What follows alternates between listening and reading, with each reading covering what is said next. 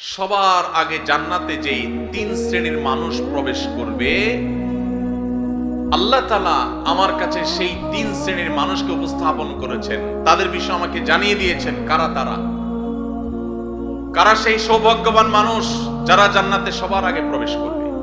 সুবহানাল্লাহ। নবীজি সাল্লাল্লাহু আলাইহি সাল্লাম বলেছেন, এর মধ্যে প্রথম শ্রেণীর মানুষ হলেন শহীদ, যারা আল্লাহর দ্বীনের জন্য ইসলাম এবং মুসলিমদের দুশমনদের বিরুদ্ধে জিহাদে রত হয়ে যারা শাহাদাত বরণ করেছে, নিজের জীবনকে বিলিয়ে দিয়েছে, এই শহীদদেরকে আল্লাহ তাআলা জান্নাতে সবার আগে প্রবেশ করাবেন। আল্লাহ তাআলা আমাদের সবাইকে শাহাদাতের মওত এবং শাহাদাতের মৃত্যু আমাদের সবাইকে নসিব করুন। দ্বিতীয়ত নবী সাল্লাল্লাহু আলাইহি সাল্লাম বলেছেন, আফিফুন মুতাআফফিফ, যে মানুষ তার চরিত্রকে কোনো প্রকার কালিমা লাগতে দেয় না। ময়লা থেকে যেরকম আমরা আমাদের কাপড় চোপড়, আমাদের আঁচলকে তুলে ধরে বাঁচাবার জন্য আমরা সংগ্রাম করি, সমাজের চতুর্পাশে হারামের হাতছানি, অবৈধ সম্পর্কের জোয়ার চলছে, এইরকম পরিস্থিতিতেও যে মানুষ তার চরিত্রকে বাঁচাবার জন্য সংগ্রাম করে, চেষ্টা করে, পরিশ্রম করে, সাধনা করে, জয়ী হয়, নবীজি সাল্লাল্লাহু আলাইহি সাল্লাম বলেছেন, এই চরিত্র সংরক্ষণকারী মানুষটা যে হারাম রিলেশনে জড়ায় নাই, আল্লাহ তাআলা জান্নাতে এই লোককে প্রথম প্রবেশ করাবেন। আর তৃতীয়ত হলেন ওয়া আবদুন আহসানা ইবাদাতাল্লাহ ওয়া নাসাহা লিমাওয়ালি, যেই কৃতদাস আল্লাহর ইবাদত ভালো করে, আবার তার মালিকের কল্যাণও কামনা করে, মালিকের কোনো ক্ষতি চায় না, অর্থাৎ বান্দার হক আদায় করে, আবার আল্লাহর ইবাদতটাও সুন্দরভাবে করে, সেই কৃতদাসকেও আল্লাহ তাআলা জান্নাতে সবার আগে প্রবেশ করাবেন। ভাইরা আমার, এই হাদিসের সনদ নিয়ে মুহাদ্দিসদেরকে একটু আপত্তি তুললে অন্য অনেকে এটাকে গ্রহণযোগ্য বলেছেন। এই হাদিসের আলোকে আমরা যারা আমাদের চরিত্রকে হেফাজত করতে পারবো, আল্লাহ রাব্বুল আলামিনের এই বিশেষ পুরস্কার, সবার আগে জান্নাতে যাওয়ার সৌভাগ্য আমাদের অর্জন হবে।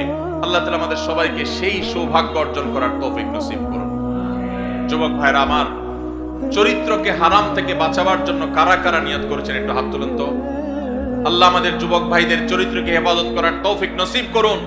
আল্লাহ কোরআনের মজলিসে তারা ওয়াদা করেছে, আল্লাহ এই যে হারামের যে হাতছানি, আমাদের যুবকের ইমানকে হরণ করবার যে শয়তানের চেষ্টা, এটা থেকে আমাদের যুবক ভাইদেরকে আপনি বাঁচিয়ে দেন।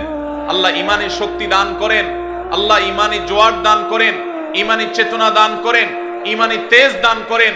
আল্লাহ এই যৌবনকে তোমার দ্বীনের জন্য কুরবান করার তৌফিক দান করেন। আল্লাহ হারাম থেকে বাঁচার মতো শক্তি আমাদেরকে দান করেন। ভাইরা আমার, আমরা যদি আমাদের চরিত্রকে হেফাজত করি, লাভ কি আমাদের না আল্লাহ? আমরা যদি আমাদের চরিত্রকে হেফাজত করি, লাভ কি আমাদের না আল্লাহ? আমাদের। ভাইরা আমার, কি লাভ? লাভ হলো আল্লাহ সুবহানাহু ওয়া তাআলা যারা নিজেদেরকে হারামের পথ থেকে বাঁচিয়ে রাখে, তাদের জীবনে যখন বৈবাহিক সম্পর্কের মধ্য দিয়ে একজন বৈধ হালাল সঙ্গী জীবনে আসে, সে যুবক, সে যুবতীদেরকে আল্লাহ রাব্বুল আলামিন সচরাচর দাম্পত্য জীবনে সুখ, প্রকৃত অর্থে তৃপ্তি, সত্যিকারের যে ভালোবাসা, সেই ভালোবাসা আল্লাহ তাআলা নসিব করেন তাদের জন্য যারা তাদের যৌবনকে হারামের কালিমায় জড়াতে দেয় না। আর যারা হারামের কালিমা দিয়ে নিজের যৌবনকে কালিমা যুক্ত করে ফেলেন, মনে রাখেন এই যুবকদের বেশিরভাগ দেখবেন, এক্সেপশন প্রথমটাতেও আছে, বেশিরভাগ দেখবেন যে তাদের বৈবাহিক জীবন আসলে তাদের সেই জীবনে আর দাম্পত্য সম্পর্কের ভিতরে যেরকম একটা গভীরতা থাকার কথা, ভালোবাসা থাকার কথা, সম্প্রীতি থাকার কথা, তাদের সেই সম্পর্কটা আর থাকে না। কারণ হারাম যদি কেউ একবার বেছে নেয়, আল্লাহ তাআলা বৈবাহিক সম্পর্কের মধ্য দিয়ে হালাল সম্পর্কের প্রকৃত স্বাদ, প্রকৃত তৃপ্তি, প্রকৃত যে অনুভব, এটা থেকে আল্লাহ তাআলা ওই হারাম সম্পর্ককারীদেরকে মাহরুম রাখেন, বঞ্চিত রাখেন। এই জন্য ভাইরা, দুইটা অপশনই আপনার সামনে আছে।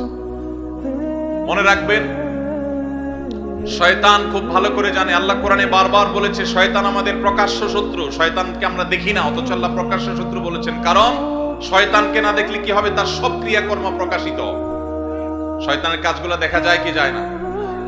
এই শয়তান আমাদের যুবকদেরকে তাদের ঈমানের তেজ নষ্ট করে দিতে চায়, তাদের ঈমানি তেজকে ভোঁতা করে দিতে চায়, এই জন্য তাদেরকে হারাম সম্পর্কে আনতে চায়। এই জন্য ভাইরা, আমাদের চরিত্রগুলোকে আমরা হেফাজত করার সংগ্রামে জয়ী হওয়ার চেষ্টা করবো তো ইনশাআল্লাহ।